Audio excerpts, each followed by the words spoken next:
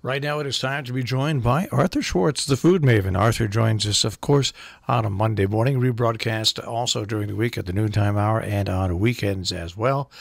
And we welcome him in on this Memorial Day. Good morning, Arthur. Good morning. It's actually going to be a gorgeous day today. Arthur, we were talking about this with some people yesterday. I cannot remember when we had a Friday, Saturday, Sunday, and Monday where we had beautiful weather for Memorial Day. Beautiful weather. Yeah. 4 days, it's amazing. Well, and it's super gorgeous here, so I'm sure it's exquisitely gorgeous there. It's gorgeous. Anyway, I used to feel that, on days like this in the northwest corner, it's like it's probably the best place to be on earth. Now, if you like to cook outdoors, today's the perfect day for it, too. Not too hot, not windy. I don't cook outdoors. Even when I had an outdoors to cook in, I didn't do much of that. I'm not sure what that says about me, but I'm an indoor cook. But I did make some incredible lamb burgers last night, if we want to call them burgers. And I'll give you a recipe. But how this evolved, me making lamb burgers last night, is that I have just discovered, by the way, something I normally would pass by in the meat case, branded meats. These are meats that come in vacuum packages. They could possibly be frozen at some point because they're coming from Australia. The name of the brand is Thomas Farms. Now, I have tried these products before because that's my job, and I've never been impressed. But this evolved. My buying the Thomas Farms evolved from the fact that we're going through a big supermarket revolution in my neighborhood.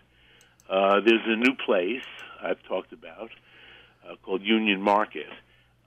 There's an old place that I haven't shopped in for years except for maybe a can of something because they're horrible and there's no prices on anything.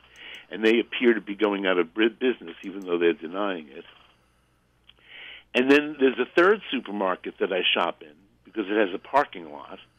And they did a lockout of their meat department. Which is, I did not notice that there were in the front of the building there was a picket line because I came in through the parking lot. But then I must say, a week later they had one of those big rats out on the sidewalk. I don't mean a real rat. I mean no. the unions do this when I've seen management. Yeah. Yeah. So you go into the supermarket and everything is plentiful except there's no meat in the case. So that should have been a giveaway the first time. But there was I probably had I usually do the meat thing last, and I don't often buy meat at this supermarket. But anyway, I did. I wanted to that day, and I go to the meat department, and they only had two things in the whole I don't know, 25 feet of meat case. They had a branded chicken, meaning it's a name brand chicken that is vacuum packaged and actually has a frighteningly long shelf life. If you pick up a package of chicken, any chicken actually, I'm not sure I want to name the brand here. I'll think about it. You're going to see that even if today is what, May 27th? Yep. Yeah, you might have a last day of sale at the end of the first week in June. That seems like a long time, yeah. For chicken to be in the case. But that was the case, and I needed some chicken, so I bought a package of chicken, and then I saw that there was this branded beef coming in vacuum packages, big blocks of it, 1 pound blocks of it. And they had 15% lean ground beef. They had 80-20. They had a 90-something, single-digit fat. And so I bought a package of, I think I bought 85-15. although I usually buy 80/20. I think maybe all they had was... Anyway, now I know they have all these different fat, lean percentages. So I made hamburgers with it. I wanted to just taste the meat for its own sake, so I didn't do anything except when I make a hamburger is I spread the meat out a little bit on a plate and salt and pepper it, and then push it all back together again. This way, at least to have salt and pepper inside. I always feel like people just salt and pepper the outside of a burger, and then what's inside. So I do that, and I don't regard highly the advice of you shouldn't handle the burger. You can handle. In some cases, in the case I'm going to tell you now, you actually can knead the meat to great success. In any case, in this case, I don't knead the meat. I salt and pepper it. I gather it back up. I make a patty, and then I salt and pepper the outside of the... Actually, I just salt the outside of the patty because I don't like cooking peppercorns at very high heat, which is what I'm going to do with this burger. So I made burgers, and they were fabulous. And I have bought other grass-fed beef, other so-called free-range beef. I'm not sure what the difference is. I mean, if they're out on the range, they're eating grass.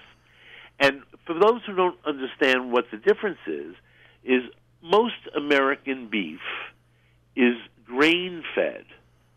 They're allowed to be out in the pastures until a certain age, and then they're put in confined areas, boxes, cages, and allowed to eat enormous amounts of corn and whatever other grains they're giving them. I think it's mainly corn. Corn-fed our beef. Remember that? So nobody talks about that anymore. But in any case, because the food police say it's not a good thing. On the other hand, I love the taste of grain-fed beef. I grew up on it. I'm probably never going to lose that taste. And a lot of people in my generation don't like the flavor of grass-fed beef. It is different. It's leaner. It also cooks different. You know, I haven't found this Thomas Farms. I haven't found it cooks anything. Really? No, I put my burgers. I make 8-ounce burgers. That's a big burger, and I put them in a scorchingly hot black iron skillet, meaning I leave that skillet over high heat for at least 5 minutes, but usually longer. And then I do 3 minutes per side, which is plenty of time to get a really good sear on them. And then depending on how you want them in the end, rare, medium well, you either, if they don't have a good sear at that point, flip them over and cook them another minute or two, then flip them over. There's nothing wrong with flipping them over once you get that good initial sear, which does take 3 minutes. So don't move them for 3 minutes. And you could just lower the heat. I do this sometimes to the lowest possible. And on the second side, the pan is already scorchingly hot. So they will get a good sear, but I cook them for about 5 minutes. And then I flip them over again once more. Let's see how the juices are running. I still want them to run pink, but not red. I feel the middle of the hamburger with my finger, and if it's really squishy, that means it's rare, and if it's bouncing back in a certain way, I know it's medium rare and medium. I don't want them more than medium. And that's it, and that's all I do. So that's simple.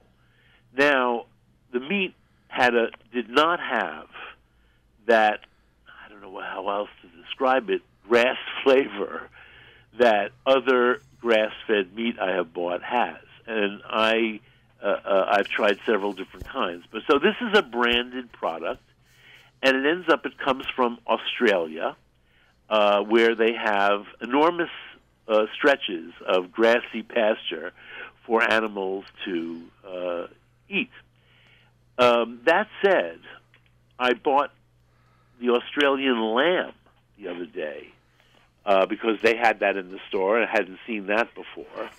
And as a friend from Ireland told me, by the way, this man was at one time a history professor, PhD professor, who gave it all up to become a shepherd in his early 40s.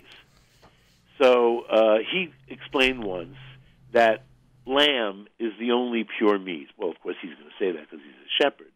But also, he points out, there is no such thing as grain-fed sheep. Sheep have to be pastured. That's why there's a profession for him of shepherd. It's the person who watches over the sheep when they're out in the pasture. That's not much. That's not much different of being a teacher. Well, you got a point there. So he's much happier as a farmer. He, by the way, he is a shepherd. He does tend the sheep, but he does grow other things on his farm. He does grow stuff on his farm, vegetables. But by the way, food in Ireland, people make fun of it, but it's extraordinary because they have a very pure environment, and the food is very fresh. It's a small country; doesn't have to travel far. They have long growing seasons. That's why it's always green in Ireland, because it rains all the time, and the temperature is moderate. No, but all so kidding. Even though I've been to Ireland with snow, but it doesn't last very long. It usually melts in a day or so. But all kidding aside, especially given that there is a movement, it's quite important to eat the food from where you're from. Well, I'm eating Australian. I know you are. So there we go. Forgetting that for one yeah, second. But the Irish I have angle. yet to find local meat, and I have tried. For instance, my Whole Foods here in Brooklyn sells meat that's raised in Connecticut and New Jersey, and upstate New York, no doubt too. But I haven't encountered that. But I have encountered Jersey lamb and Connecticut beef. And neither of them tasted any good to me. We're very lucky here, Arthur. We have two local places, Whippoorwill Farm and also the one on Route 44 in Armenia, Maplebrook Farms. They serve local... But you have to say that in the case of beef, grain-fed, which is what most people are used to, and grass-fed don't taste the same. Correct. They don't taste the same. LeBon's brought in years ago Montana grass-fed beef, all organic and everything. And that's pretty close. They had to, and they cut down on their USDA prime. Guess what? Customers complained, and they had to offer the same amount of the regular beef versus the grass-fed beef because it tasted different. Do you remember? Well, in the case of a steak, it's leaner. So when you said you have to cook it differently, I'm sure if you cooked a grass-fed steak without all the marbling of a prime grain-fed steak, you would definitely have to cook it less. I bought a grass-fed years ago, stand-up prime beef, and I cooked it. I made the mistake of cooking it the same time that I cooked the regular beef. Yep. I ruined $55 worth of beef. Yeah, leather. You had leather. Yeah, and between the leather and the taste, and I'm sure it has everything to do with how you grow up because, like you, I spent my time at different steakhouse. Between Peter Luger's, Frank's. Remember Frank's? Oh yes, Frank's in the meatpacking. In the meatpacking district, yeah, with this. Right. Yeah. And that's and where then, all the meat packers would go. That's right, and then they moved. But they didn't eat steak, if I remember. The meat packers ate all ate offal, and what I loved about Frank's is that I got to eat liver and whatever. It was so good. It was so well prepared. Things that I didn't get elsewhere. Right, but we would go to Frank's for steaks, and it was just yeah. Oh yeah, no, they had great steaks. I think Frank's still exists in the form of a meat market in the Chelsea market. No? Does it? What happened is they moved north into what became Chelsea. They moved off 14th and Gansevoort, and they moved. Well, there is a Frank's meat market in the Chelsea market, and I think that's the descendants of Frank's from the. And at the time, the kids, it's a family. Never underestimate the benefits of a family business that stay in the family. So back to actual meat. Well, before that, yeah. So it does make a taste difference and a cooking difference in the case of beef, but in the case of lamb, all lamb is grass-fed. There's no difference in only the difference in breeds, the environment, la da da da da. So for my money, Australian lamb, which has been in our market for 25 years at least, is very, very mild lamb. It's the lamb for people who don't like lamb. On the other hand, American lamb, like Colorado lamb, has some oomph to it, I think. And I'm not talking about mutton. I'm talking about young lamb. New Zealand, I think, is in the same category as Australian. It's very mild lamb. So that said, I bought a pound of Australian lamb. This Thomas Farms brand said they come in 1 pound blocks. And I made something that actually you could make with any beef, any ground meat, because it's so highly seasoned that it sort of doesn't matter what the base meat is. But I made it with the lamb, and they were sensational.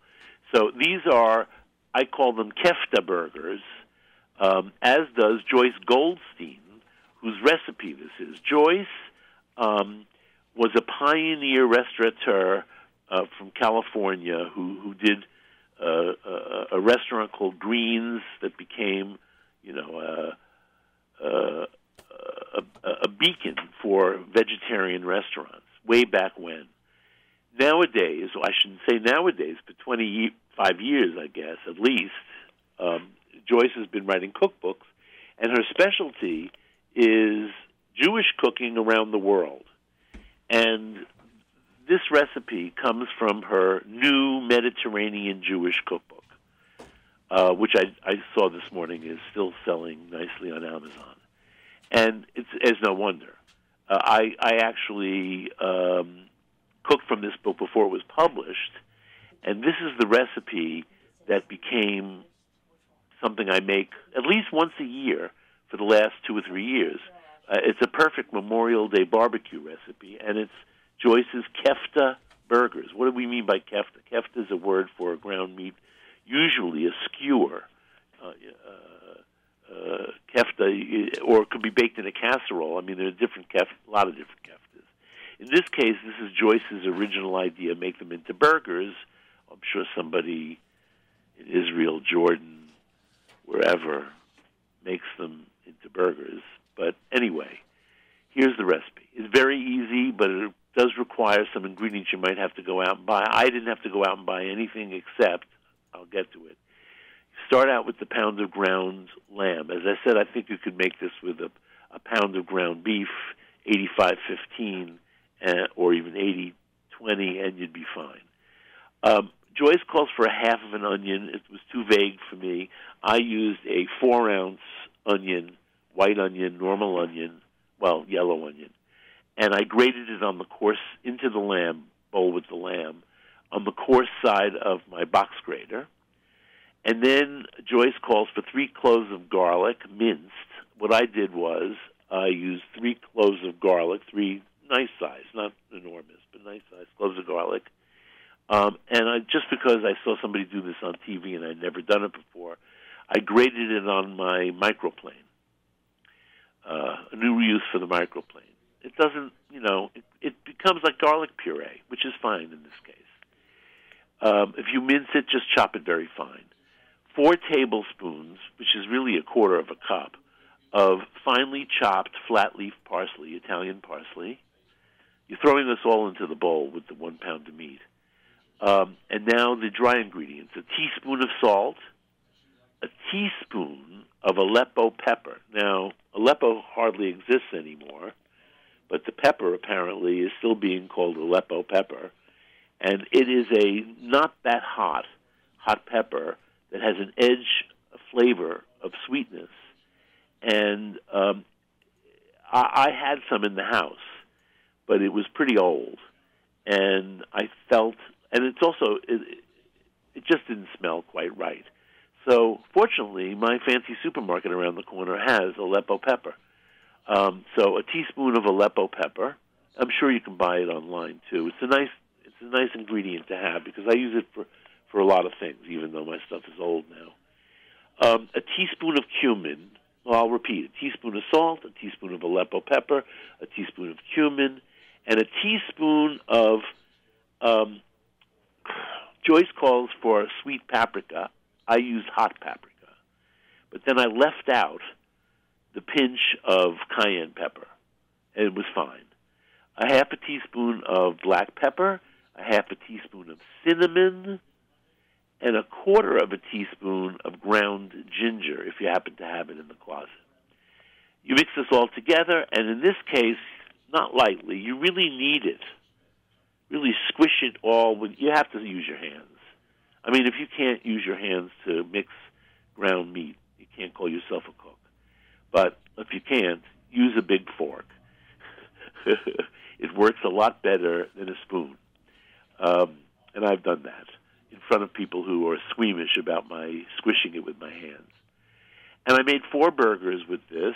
They're very moist burgers because you've got all that grated onion in it. And what I didn't count for is that when I was searing these, on the first side, like I do a hamburger, for 3 minutes in my searingly hot skillet, the onion content became a little bit more than just caramelized. There was some black spots.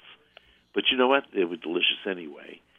And then what I did was what I described before about regular hamburgers. I turned my heat down to the lowest possible, turned over the burgers, and let them cook for 5 minutes on the second side, by which the second side was also very well browned. And they were I would call them medium. There may have been a hint of pink in the middle, but barely. And they were so juicy, and they're spicy. If you don't like anything even slightly peppery, then use sweet paprika instead of the hot paprika, and also leave out any cayenne pepper. You could even reduce the black pepper if you really want. Can I ask you a question? Belly. Yes, of course, please. No. Just I'm thinking about lamb, and I'm thinking about lamb burgers. What bad would happen? I'm just curious. What bad would happen if you took the lamb, seasoned it up, and then went more Mediterranean with it? Like, what if you mashed? Well, this is Mediterranean. All right, so then wrong word. Eastern Mediterranean. Okay, fine. But Mediterranean. I take it back. I mean, it's like what would happen Middle if you East, took? The Middle East borders on the Mediterranean. You are so right, and so Tel Aviv is on the Mediterranean. All right, other side, okay?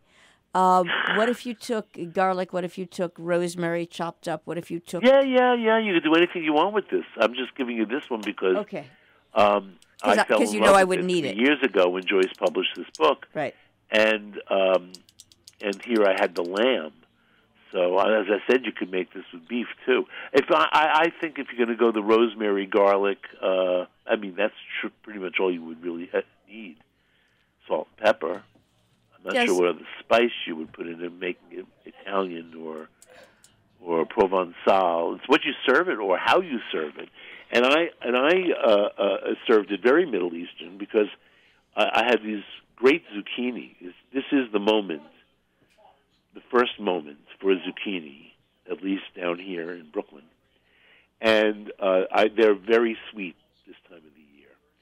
And I just steam them. The big one I cut into lengthwise in quarters, and then in 1-inch intervals for hunks of zucchini.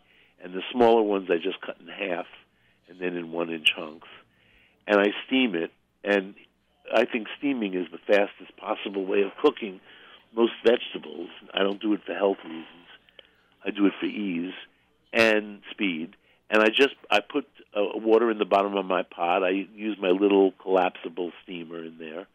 I put in the zucchini. I turn on the heat, cover the pot, and from the moment I turn on the heat to high, the zucchini is usually done in 8 minutes, possibly 9. And so after 8 minutes, I uncover the pot. I check out the zucchini by tasting a piece. But as soon as you stick your fork into it, you're gonna know if it's done or not. But now that you stuck your fork into it, you might as well take it out and try it to be sure. And that's it. And then I don't. Usually they're ever so slightly underdone. I don't want them mushy at all, but I don't want them firm either. They're going to be ever so slightly underdone. But if you uncover the pot and let them cool down, by the time they cool down, they will have softened perfectly. I made a sauce for all of this. Now, the sauce was initially just going to be for the zucchini, but in the end, it was delicious on the burgers as well. And my sauce was, and by the way, this is a good salad dressing as well.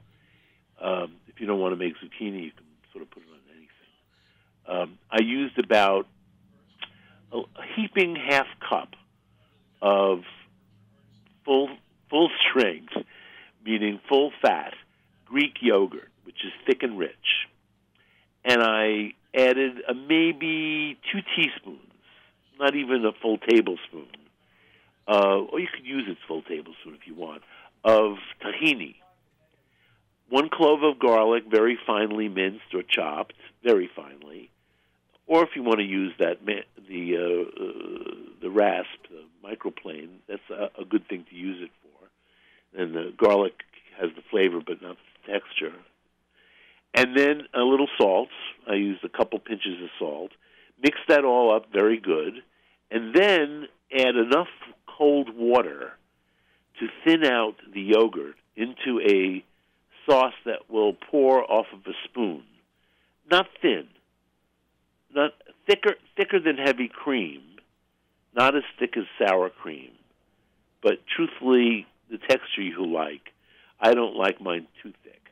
And it is, by the way, a potent thing. So there's no ranchy texture.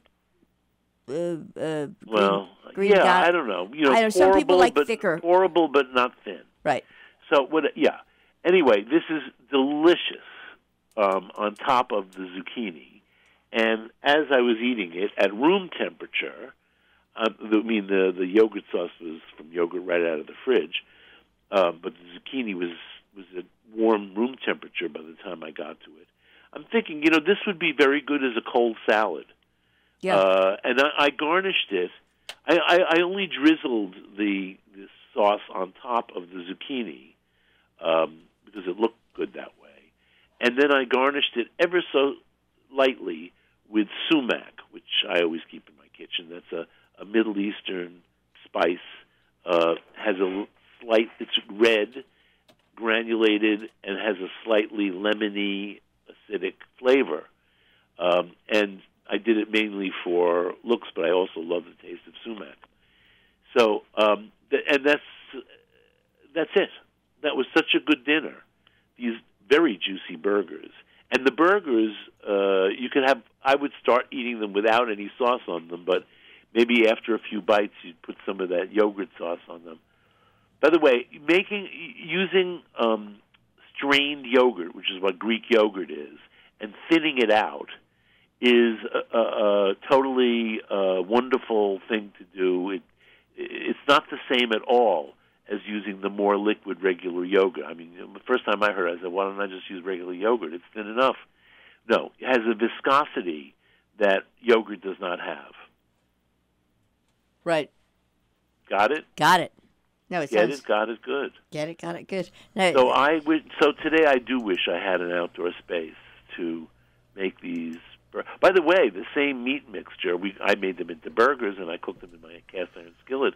I mean, you could press them around a skewer and put them on it should be a flattish skewer. Right. And cook them, as skewers on the barbecue, because that's normally how kefta is done. All right, Marshall's Not cooking normally. us. I shouldn't say that's another way that kefta is done. Well, like the meat on the grill, we have reached our time to flip. Yes, I know. Yeah. So I wish everybody a mindful day. It is Memorial Day. It's not just about eating and having fun. That's it. Thank you. Love to Bob. Love to you. And we will talk to you. Yes, love to everyone. All right. Arthur Schwartz, the Food Maven, here on Robin Hood Radio. Underwriting support for Arthur Schwartz, the food maven, John Andrews Restaurant on the Hillsdale Road in South Egremont, 413-528-3467, and on the web, jarestaurant.com. Rubiners Cheesemongers and Grocers on Main Street in Great Barrington, 413-528-0488, rubiners.com. Hillsdale Home Chef with 2 beautiful teaching classes, and they've got classes to go in those cooking rooms. More information, 518-325-7000, hgshomechef.com. And Haven Cafe in Lenox, Massachusetts, offering quality food and excellent service. Also, they feature catering, supporting local organic farmers, environmentally conscious, and epicurious distributors, havencafebakery.com.